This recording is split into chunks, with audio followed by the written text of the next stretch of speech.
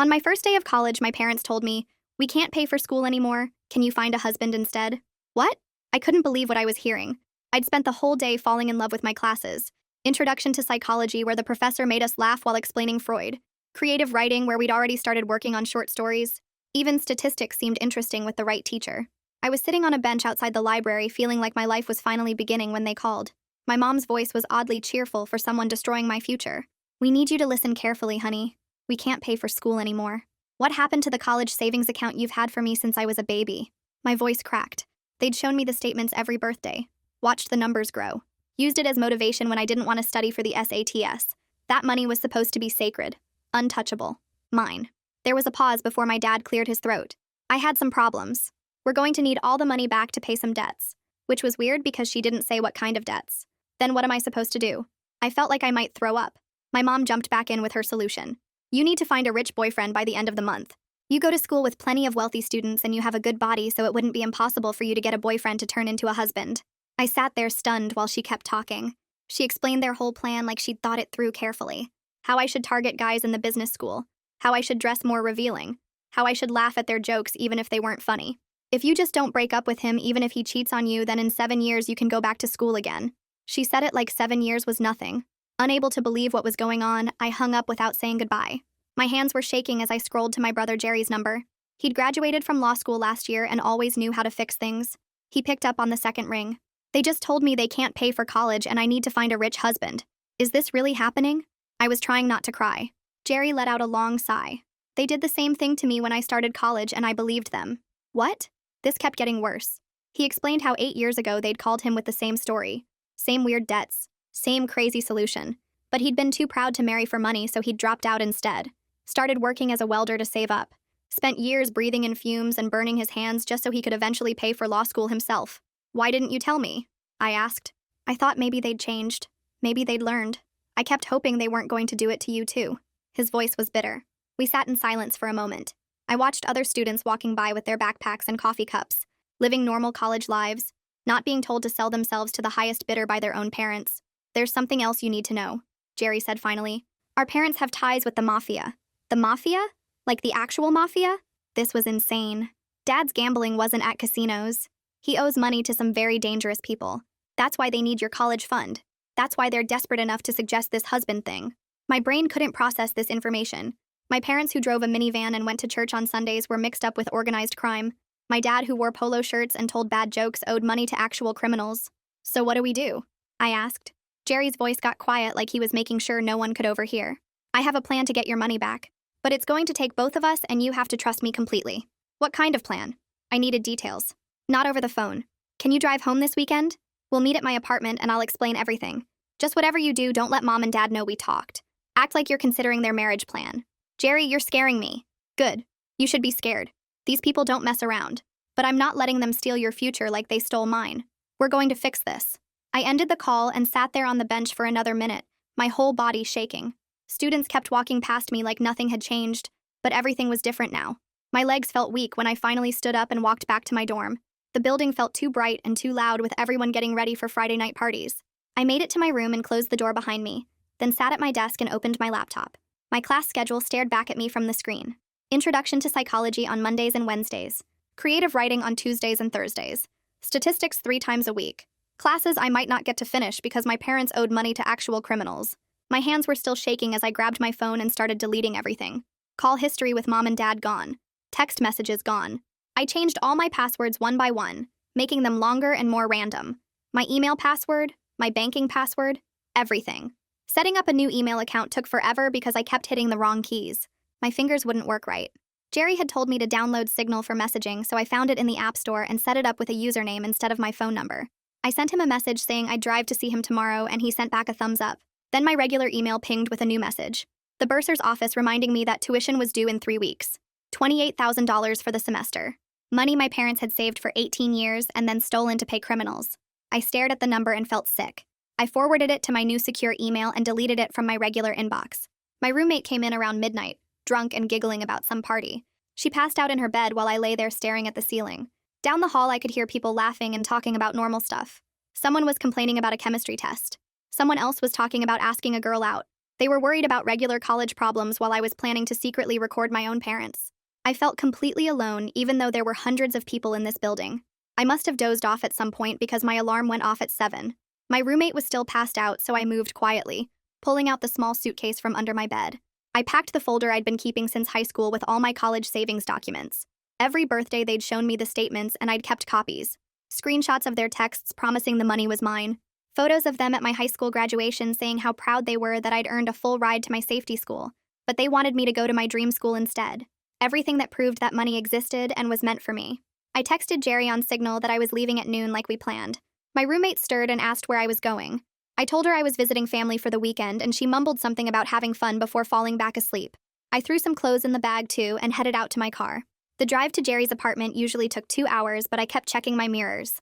About 30 minutes in, I noticed a dark sedan that had been behind me since I left campus. Not right behind me, but staying steady 3 or 4 cars back. When I changed lanes, it changed lanes. When I took the exit for Route 95, it took the same exit. My heart started pounding. I memorized the license plate and took an unexpected exit for a rest stop. The sedan followed. I pulled into the rest stop and parked near the building, watching as the sedan parked a few rows away. Nobody got out. I called Jerry, trying to keep my voice steady. He told me to get back on the highway and keep driving to his place like everything was normal.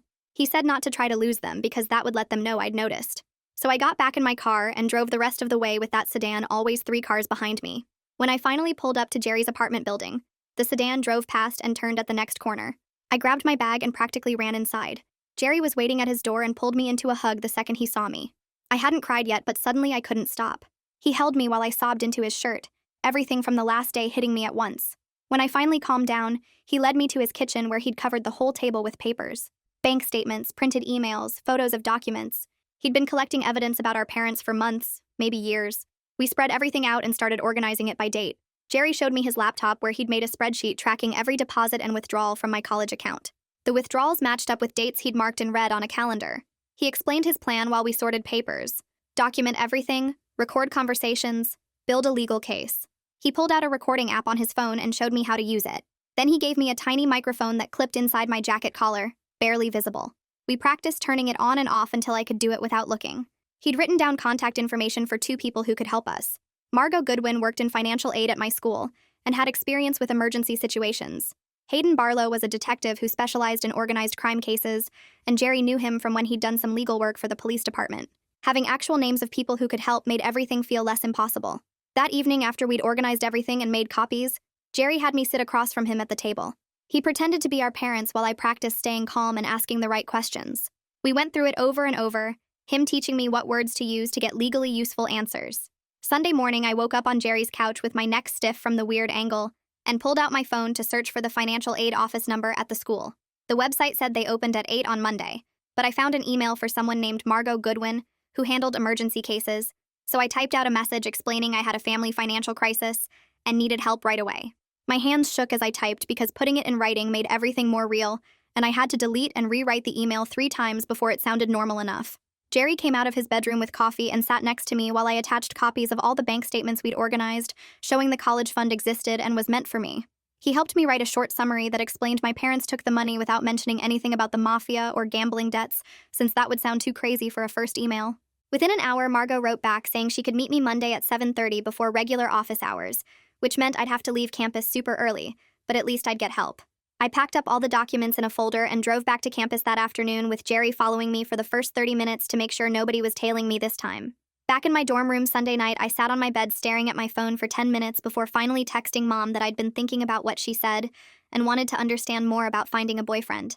She called immediately, and her voice got all excited like I'd just told her I won the lottery or something, while she started listing all these instructions about which dining halls the business school guys ate at and what times they went to the gym. I turned on the recording app Jerry showed me and held the phone slightly away from my ear, so the microphone would pick up everything while she explained I should wear tighter clothes and laugh more even if nothing was funny. She kept going for 20 minutes about how I should pretend to be interested in whatever they talked about and never argue with them about anything, and always let them think they were smarter than me.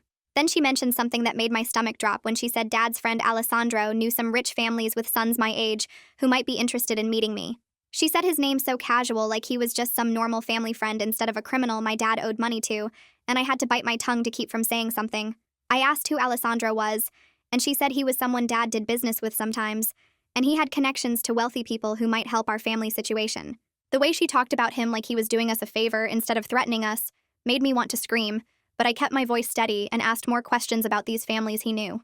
She said Alessandro could arrange introductions if I was serious about this plan, and I told her I'd think about it while fighting the urge to throw my phone across the room. After we hung up, I saved the recording and took screenshots of her text listing all the ways I should change myself to catch a rich husband. Monday morning, my alarm went off at 6, and I threw on clothes and grabbed the folder of documents before walking across campus in the dark to the financial aid building. Margot was already there unlocking her office, and she looked exactly like her photo on the website, with gray hair pulled back and glasses on a chain around her neck. She sat me down and spread out all my documents on her desk, while making notes on a yellow pad and asking questions about when the money disappeared and how much was in the account originally. Her face got more concerned as she reviewed everything, and she explained that emergency grants existed for unusual situations, but they needed proof of real hardship beyond just parents refusing to pay. She said a police report would make my case much stronger since it would show this wasn't just a family disagreement, but actual theft of money that belonged to me. I realized I'd have to make everything official and involve the police if I wanted any chance of staying in the school, which meant no more pretending this would just go away. After the meeting, I called Jerry from outside the building and told him what Margot said about needing a police report to get emergency funding. He said he'd call his contact right away, and within an hour he texted that Detective Hayden Barlow agreed to meet us unofficially first to discuss our options. We set up a meeting for Tuesday at a coffee shop near campus where we could talk without anyone overhearing, and Hayden could explain what getting the police involved would really mean. That night, Mom started texting me photos of dresses she found online that she thought would help me attract rich boys, and each one showed more skin than the last. She included tips with each photo like, "This one shows your figure," and "Boys like when you show your legs," and I wanted to throw up reading them, but I screenshot everything for evidence. I texted back with fake enthusiasm, saying the dresses looked nice, and asking where I should shop for them while building my file of how my own mother was pushing me to basically sell myself. Tuesday morning, I met Hayden at the coffee shop, and he looked like a normal guy in jeans and a button-down shirt, instead of a cop uniform, which helped me relax a little. He explained the legal process for reporting financial crimes, and how involving mafia connections made everything more complicated, but also more serious from a law enforcement perspective. He offered to help us file what he called a controlled report that would get us a case number for the financial aid office without immediately triggering arrests or alerting my parents that we'd gone to the police. His calm way of explaining everything made me feel safer, even though he kept warning me about the real dangers of dealing with organized crime people. He said we could set up official recording equipment for my next call with my parents and coached me on what questions would help build a legal case without making them suspicious. He warned me never to meet with anyone connected to Alessandro without police backup, because these weren't people who made empty threats, and the danger was completely real. That evening, I had to go to a business school mixer to keep up my cover story with my parents, and I asked Izzy from down the hall to come with me as moral support. She didn't know the whole story, but I told her I needed a wingman for an awkward social thing, and she agreed right away because that's the kind of friend she was. The mixer was in the business school lounge, and the room was full of guys in blazers talking about internships and startup ideas, while I stood there in one of my normal dresses feeling completely out of place. I forced myself to talk to a few of them and laugh at their jokes about market volatility or whatever, while Izzy made faces at me from across the room to keep me from losing it completely. Wednesday morning, Hayden came to campus with a van full of recording equipment and set everything up in an empty office the campus police let us use. He showed me how the system worked and explained that everything would be legally admissible in court if we needed it later for evidence against my parents or Alessandro.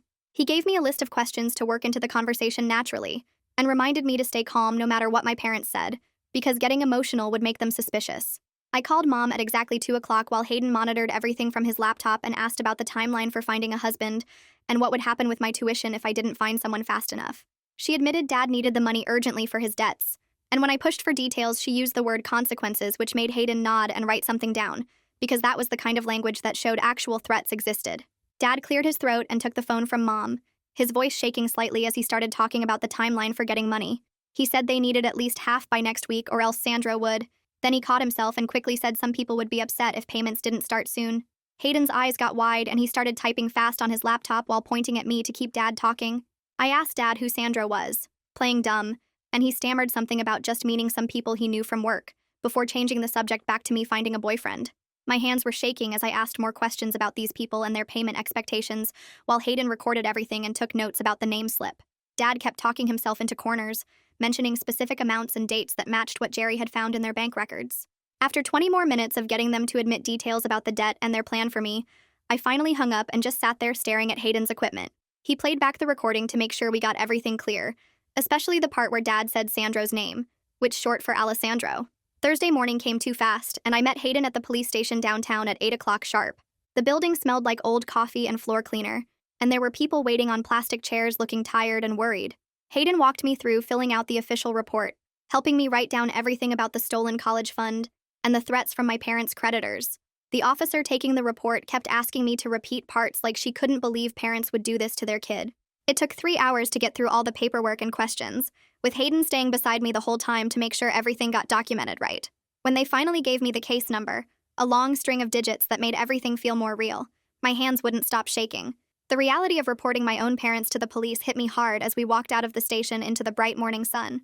Hayden put his hand on my shoulder and reminded me this was about protecting myself from dangerous people, not about punishing my parents for bad choices. I drove straight to the financial aid office with the case number and found Margot already waiting for me with a stack of forms.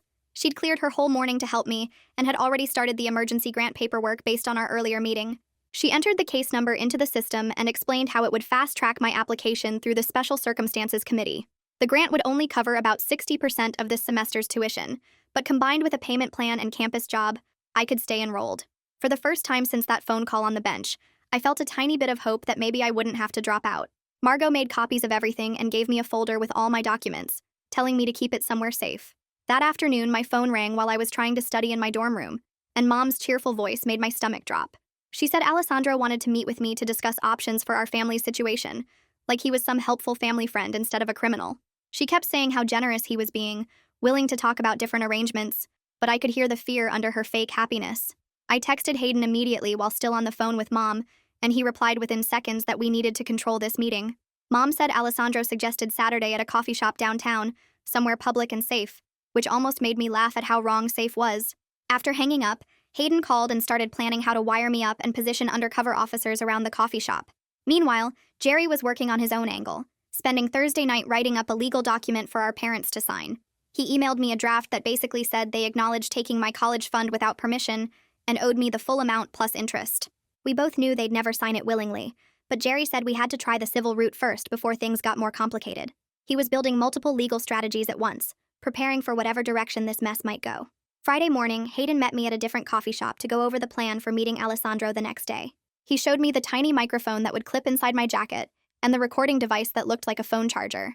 He had me practice walking and sitting naturally while wearing the wire, making sure it wouldn't show or make noise. He explained exactly where the undercover officers would be positioned and showed me photos of them, so I'd know who was there to protect me. He'd be watching from across the street with binoculars and a radio to coordinate everyone if something went wrong. The goal was simple, but terrifying: get Alessandro to admit to the debt and threats on tape without making him suspicious. That night, I sat at my desk trying to eat the sandwich I'd bought for dinner, but my stomach wouldn't accept food. The idea of meeting an actual mafia member tomorrow made everything feel unreal and dangerous, in a way I'd never experienced. Izzy knocked on my door around 9, noticing I'd been quiet all day, and asked if I was okay. She brought a container of soup from the dining hall and sat on my bed while I pretended to study at my desk. She didn't push for details about what was wrong, just kept me company and talked about her own classes and drama with her roommate. Her quiet support helped more than she knew, even though I couldn't tell her why I was really scared. Saturday morning, I woke up at 5 and couldn't go back to sleep, just lying there thinking about what might happen. I got dressed in the outfit Hayden had approved, making sure the wire was secure and invisible under my jacket. The coffee shop was only a 10-minute walk from campus, but it felt like the longest walk of my life. I got there 20 minutes early and ordered a small coffee with hands that shook so bad I dropped my change. I picked a table by the window like Hayden had instructed and tried to look normal while my heart pounded. Alessandro arrived exactly on time, looking like any other middle-aged businessman in khakis and a polo shirt. He smiled warmly and shook my hand like we were having a normal business meeting, then ordered a black coffee before sitting across from me. He was polite and even charming as he explained that my father owed him significant money from gambling over the past 2 years. He pulled out a small notebook and showed me figures, dates, and payment records that made my stomach turn. He never raised his voice or made explicit threats, but when he mentioned how family problems can affect everyone, he looked directly at me with cold eyes that made his meaning clear. He talked about creative solutions and mentioned that smart young women who understood family obligations could help restructure difficult debts. When I asked what he meant by restructure, he smiled and said that certain social arrangements could offset financial obligations significantly. He actually suggested that if I was smart about marriage to the right family, my father's debt could be considered differently. Then he mentioned that all the payments had been processed through Powell Credit Union, giving us the paper trail Hayden wanted. I nodded and tried to look interested while feeling sick, knowing the wire was catching every disgusting word about basically selling me to clear Dad's gambling debt. Alessandro finished his coffee and stood up, saying he'd give our family time to consider the options he'd presented. After he left, I sat there for 5 more minutes like Hayden had told me, then walked out trying to look calm. The same dark sedan I'd noticed before was parked across the street with someone sitting inside watching the coffee shop. I walked back to campus taking the route Hayden had mapped out, and he called me 10 minutes later confirming they'd seen the sedan too. He said they were increasing security measures immediately and would have someone watching my dorm. The reality that actual criminals were tracking my movements and knew where I lived made everything feel more dangerous than I'd imagined possible. Sunday dragged by with me checking my phone every few minutes and jumping at every noise outside my dorm room. Monday morning, I drove to Powell Credit Union with the account numbers Jerry had given me, hoping to get transaction records that would prove Dad took my college money for his gambling debts. The building was one of those small branches in a strip mall between a nail salon and a sandwich shop. I walked up to the teller window and explained I needed copies of withdrawals from my college savings account, sliding my ID across the counter. The teller, a woman in her 40s with kind eyes, typed on her computer for a minute before frowning. She said privacy laws meant she couldn't give me any information without being on the account or having a court order, even though she could see my name was connected to it somehow. I asked if there was any way around it, but she shook her head, looking genuinely sorry as she explained that federal banking regulations were strict about this stuff. I left empty-handed and called Hayden from my car, telling him what happened. He said he'd start the paperwork for a subpoena right away, while Jerry would look into civil legal options for getting the records. That afternoon, Jerry drove to our parents' house with a document he'd drawn up acknowledging they'd taken my college fund and owed me the money. I waited in my dorm room for his call, pacing back and forth between my desk and bed. When he finally called 2 hours later, his voice was tight with anger.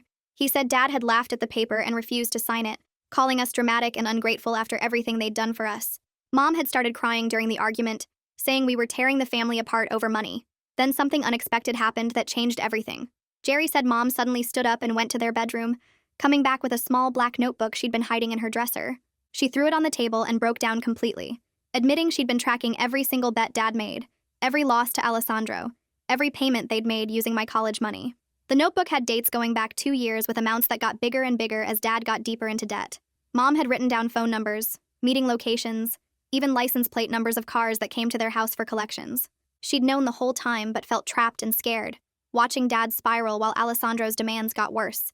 Jerry took photos of every page while Mom sobbed and Dad yelled at her for betraying him. The entries matched exactly with the dates and amounts withdrawn from my college account, creating a perfect paper trail from my savings to Alessandro's pocket. Some entries had notes like, used Sarah's money, or took from college fund, that made it impossible to deny what they'd done. Tuesday morning, I met with Margot in the financial aid office, handing her copies of the ledger pages Jerry had sent me. She reviewed them carefully, her expression getting more serious with each page she read.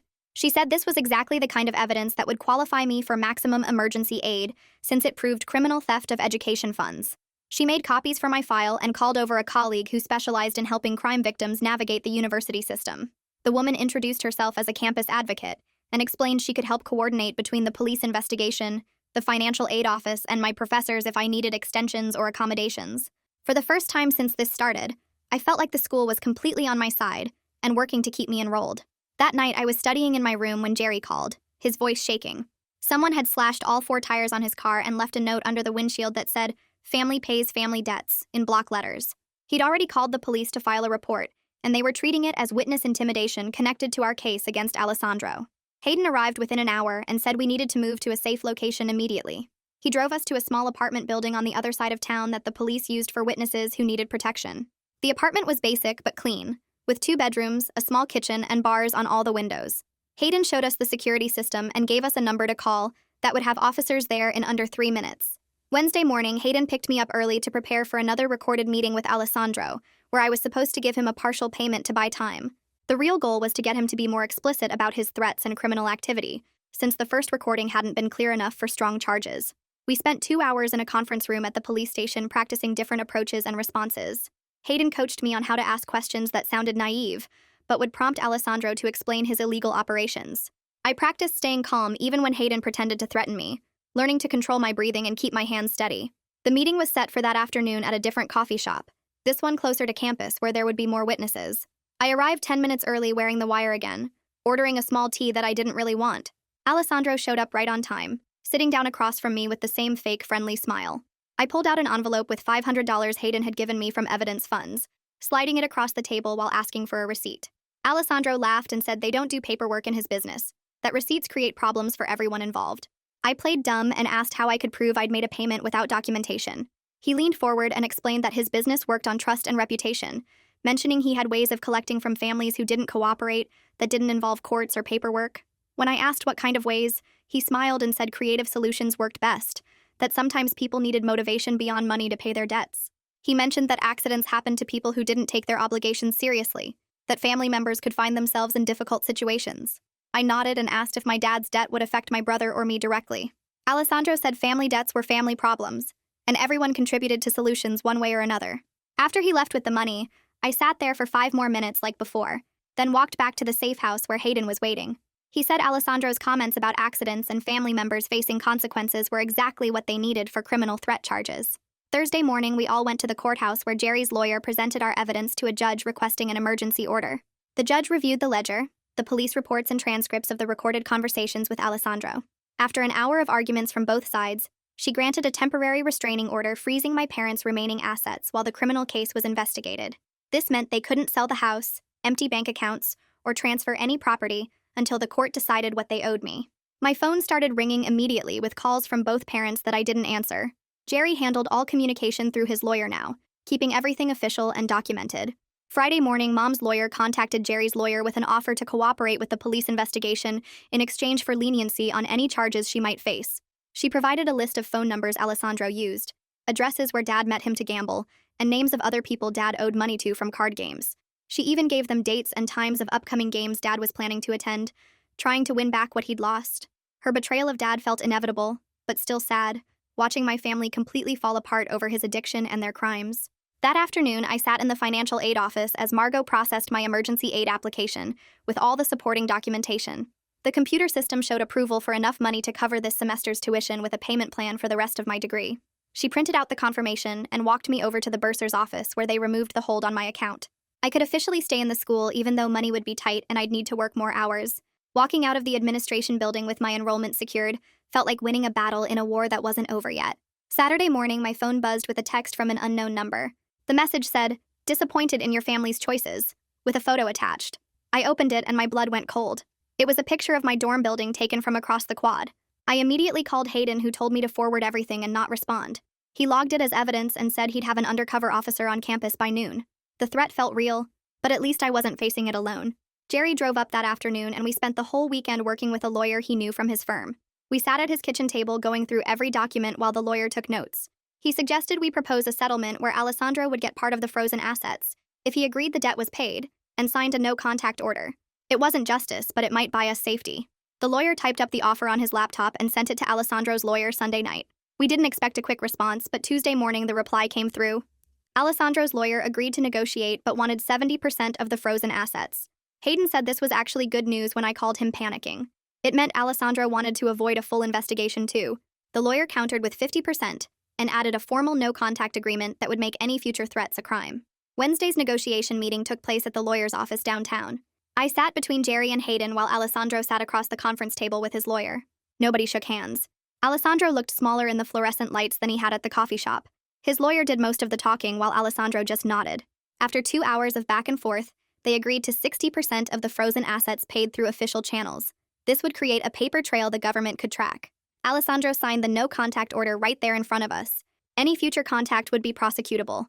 Thursday morning, I went to the bursar's office with my emergency grant paperwork. The woman behind the desk processed the deposit and helped me set up a payment plan for what was left. I'd need to pay $200 a month, which meant getting a job. She mentioned the library was hiring and gave me the supervisor's number. I called right away and got an interview for that afternoon. The library job paid minimum wage but offered flexible hours around classes. My boss understood I'd need time off for legal stuff and said that was fine. Friday's preliminary hearing happened at the courthouse downtown. My parents sat at a different table with their lawyer while the judge reviewed everything. Dad looked like he'd aged 10 years in the past month. Mom kept her eyes down the whole time. The judge ordered them to sign a lien against their house to secure my claim to the stolen funds. This meant if they sold the house, I'd get my college money first. Dad's hand shook as he signed the papers. Mom seemed almost relieved it was becoming official. They had to acknowledge what they did in legal terms right there in court. The following week started their required treatment programs. Both parents had to attend Gamblers Anonymous meetings as part of their plea agreement. Dad went to meetings every Tuesday and Thursday night.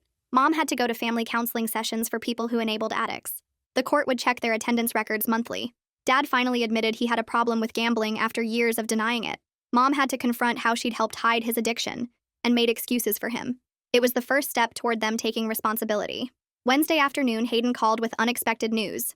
Alessandro had been arrested during a traffic stop the night before. The cops found illegal stuff in his car, and our evidence added to his problems. He'd be dealing with his own court cases for months, which meant he was too busy to bother us. The immediate danger finally felt like it was passing. My parents' lawyer reached out to Jerry with a proposal about communication going forward. They suggested written updates only with no direct contact for now. Any future relationship would depend on them completing their treatment program successfully. The lawyer said they understood if I needed space to heal. I agreed to the terms because I needed time to process everything. Jerry supported whatever I decided and said there was no rush to forgive them. Thursday, I went to the registrar's office to reduce my course load for the rest of the semester.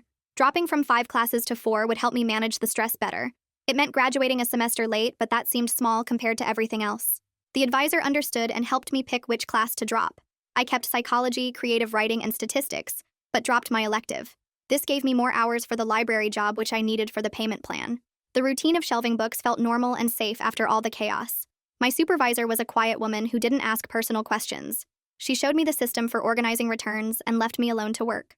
Other students came and went without knowing my story. I helped them find books and checked out materials like any other student worker. The normal routine of scanning barcodes and pushing the book cart between stacks felt like the most peaceful thing in my life. Friday afternoon, Jerry called while I was sorting returns and told me he'd decided to take the bar exam again next month since he'd put everything on hold to help me with this mess. He asked if I could help him study, and I said yes right away, because helping each other felt like the only good thing happening. We set up a schedule where I'd quiz him on legal terms during my library breaks, and he'd help me with homework over video calls in the evenings. I made flashcards from his old bar prep materials, and we'd go through them together, him answering questions while I checked the answers.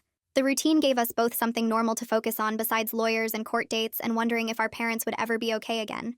3 weeks went by with this new pattern, and I finally moved back to campus housing with a new roommate who didn't know anything about what happened. The girl seemed nice enough and kept to herself mostly, which worked for me since I wasn't ready to explain why I sometimes woke up panicking about money. Izzy came over to help me unpack and hang up posters, trying to make the room feel normal even though nothing really was. She brought string lights and helped me arrange my desk the way I liked it, not asking too many questions when I got quiet. I'd started seeing a counselor at Student Health Services twice a week to deal with everything, and she kept telling me healing wasn't going to be quick or easy. The counselor gave me breathing exercises for when the panic hit and helped me understand that what my parents did wasn't my fault, even though it felt like it sometimes. That same week, I went back to the bursar's office where they finalized my payment plan with exact numbers I could handle. $200 a month from my library job plus a small loan would cover everything, though it meant I'd graduate a semester late. The woman behind the desk printed out all the paperwork and highlighted the important parts, showing me how to set up automatic payments so I wouldn't miss any. Seeing it all official with stamps and signatures made me feel safer than I had in weeks, because now no one could take this away from me. My parents' lawyer sent a thick envelope to my dorm with a formal apology letter they'd written as part of their plea deal. I sat on my bed staring at it for 20 minutes before opening it, my hands shaking a little. They took responsibility for stealing my college fund, and said they were sorry for trying to make me marry someone for money, and for putting me in danger with their gambling debts. The letter went on for 3 pages with lots of legal language mixed in with their actual words. I read it once, then put it in a folder at the bottom of my desk drawer, not ready to forgive them, but noting they'd at least admitted what they did.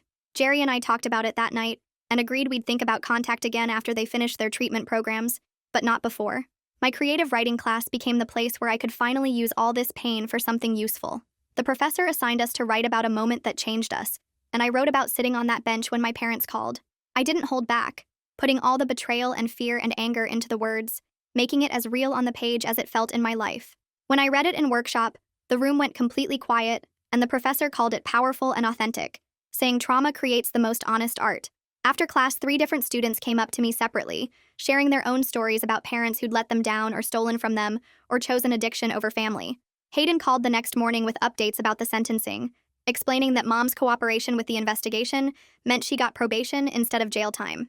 Dad had to do mandatory treatment for gambling addiction, plus community service, but also avoided prison, which felt too easy even though Hayden said it was pretty standard for first-time financial crimes.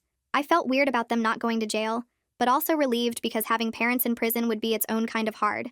Hayden said the case was officially closed now, and Alessandro's organization was basically gone after his arrest, so we didn't need to worry about retaliation anymore. That weekend, Jerry drove down, and we went to the bank together to open a joint education savings account with both our names on it. We set it up so any withdrawal needed both signatures, and monthly statements went to both our emails, making everything transparent. We each put in $50 to start, which wasn't much but felt important as a symbol of rebuilding what got stolen. Every month we'd add whatever we could afford. Him from his new job once he passed the bar, and me from library wages after paying my bills. A month after everything started, I found myself walking past that same bench outside the library where I'd gotten the call. The same students walked by with their coffee and backpacks, worried about tests and dating and normal college problems, while I stood there feeling like a different person than the girl who'd sat there before. I called Jerry right then just to hear his voice, standing in the exact spot where this all began, reminding myself I wasn't alone anymore, and never would be again. We kept all our safety stuff in place even though the danger had passed because being careful had become habit. New phones with new numbers, checking in with each other daily, staying aware of who was around us, meeting in public places when we had to see lawyers or sign papers. Hayden called once a month to make sure nothing new had come up, and to remind us we could call him if anything felt wrong. 6 weeks from that first phone call, my life had found a new rhythm that almost felt normal. 2 months passed with me working extra shifts at the library and studying harder than ever before. Jerry called one Thursday afternoon while I was shelving books to tell me he'd gotten his bar exam results in the mail. He'd passed on his second try to already had 3 interviews lined up at different firms. The next week, he started at a place that handled financial crimes and fraud cases. He texted me photos of his new office with its view of the parking lot and said our family mess had taught him more than any textbook. I felt proud seeing him in his suit and tie after everything he'd been through to get there. My own grades started climbing once I could focus on the school instead of survival. The statistics professor pulled me aside after class to say my test scores had improved by 30%. In creative writing, I turned in a story about trust that made the whole workshop go quiet when I read it. My psychology essays got comments like insightful and well-researched, instead of the rushed work from before. By finals week, I was pulling all-nighters in the library for normal reasons like everyone else. The grades posted right before winter break, and I'd made the dean's list with a 3.8 GPA. I screenshot the email and sent it to Jerry, who replied with 5 exclamation points. Hayden called that same week with news about Alessandro's organization falling apart. The arrest had scared off most of his crew, and the rest were laying low or leaving town. He'd been checking with his contacts, and nobody was talking about our family anymore. The whole operation just dried up once Alessandro got locked up and his lawyers got busy with bigger problems.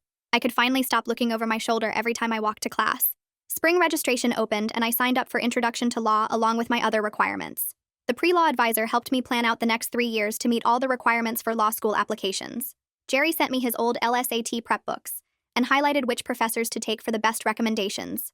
We talked every Sunday about different areas of law and what kind of lawyer I might want to be. He promised to help me study for the LSAT when the time came and said I'd do better than he did. 3 weeks into spring semester, a letter arrived from Mom through her treatment center. The envelope had my name written in her shaky handwriting and felt thin between my fingers. Inside, she'd written 2 pages about completing her program and understanding what she'd done wrong. She asked if maybe we could meet for coffee sometime when I felt ready, but said she'd understand if I never wanted to see her again. At the bottom, she'd added that Dad was doing better too, and hadn't placed a bet in 5 months. I folded the letter carefully and put it in my desk drawer under my notebooks. Maybe someday I'd be ready to have that coffee, but not yet. Izzy noticed me being quiet that night and brought over cookies from the dining hall. We sat on my bed and I finally told her everything from the beginning. About the phone call and the marriage plan and the mafia and recording my parents and everything with Alessandro. She listened without interrupting, even when her eyes got wide at the dangerous parts. When I finished, she hugged me and said she'd suspected something bad was happening, but never imagined all that. She admitted she'd been worried when I kept disappearing and seemed so stressed but didn't know how to help.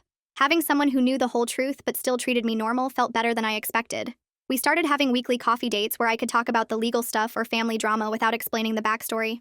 Summer came and went with me working full-time at the library and taking 2 online classes to catch up on credits. Jerry helped me find a cheaper apartment near campus that I could afford with my library wages and financial aid. We painted it together over a weekend, and he installed extra locks on all the windows. By August, I'd saved enough for the next semester and felt stable for the first time in almost a year. When sophomore year started, I walked onto campus feeling different from the scared girl from last fall. My backpack held books I'd bought myself with money I'd earned through honest work. The pre-law classes were hard but interesting, and my professors knew me by name. I had a regular study group and friends who invited me to parties, and nobody trying to marry me off for money. Jerry and I talked every week about his cases and my classes, and sometimes even normal stuff like movies or sports. My parents stayed in their programs and sent updates through their lawyers but kept their distance like we'd agreed. The campus felt safe and familiar as I walked the paths I'd been terrified on just 12 months ago. Standing outside the library where everything started, I felt genuinely happy and free from anyone else's plans for my life. Thanks for sticking with me through all these strange twists and turns today. Definitely made it more interesting sharing the questions together. Like the video, it helps more than you think.